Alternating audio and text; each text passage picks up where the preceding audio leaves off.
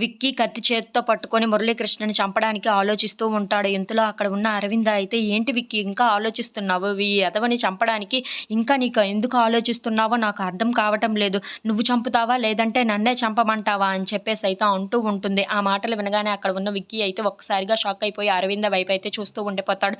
ఇంతలో అక్కడ ఉన్న అరవింద మాత్రం, వీడు ఈ ఎదవతో బతికే కన్నా విధవరాలుగా బ్రతికితే చాలా మంచిది విక్కీ. వీడితో నేను బ్రతకలేను. ఎలాగైనా సరే వీడిని చంపేయి అని చెప్పేసి అయితే అంటూ ఉంటుంది. ఆ మాటలు వినగానే అక్కడ ఉన్న విక్కీ అయితే వాళ్ళ అక్క కోసం ఆలోచించుకుంటూ అలా ఉండిపోతాడు. అది చూసిన అరవింద మాత్రం, నువ్వు నా కోసం ఆలోచిస్తున్నావా?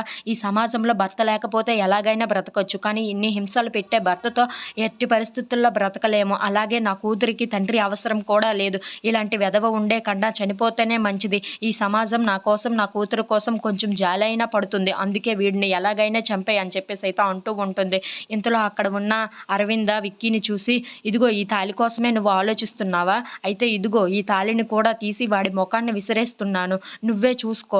వాడిని ఎలాగైనా చంపేస్తేనే నేను ప్రశాంతంగా బ్రతకగలను. నీ దగ్గరికి వచ్చి నేను ఎలాగో విధవరాలుగానైనా ఉంటాను కానీ వీడి దగ్గర భార్యగా మాత్రం బ్రతకలేను విక్కీ. నువ్వే ఏదైనా చెయ్యు అని చెప్పేసి అయితే అంటూ ఉంటుంది. ఆ మాటలు వినగానే అక్కడ ఉన్న విక్కీ అయితే, చూసావరా నువ్వు ఎన్ని హింసలు పెడితే మా అక్క ఇంత బాధపడుతుందిరా అని చెప్పేసి అయితే అంటూ ఉంటాడు. ఇంతలో అక్కడ ఉన్న అరవింద్ అయితే తాళిని తీసి మురళీకృష్ణ మొహానికి అయితే కొడుతూ ఉంటుంది. If you like this video, please like, share and subscribe friends.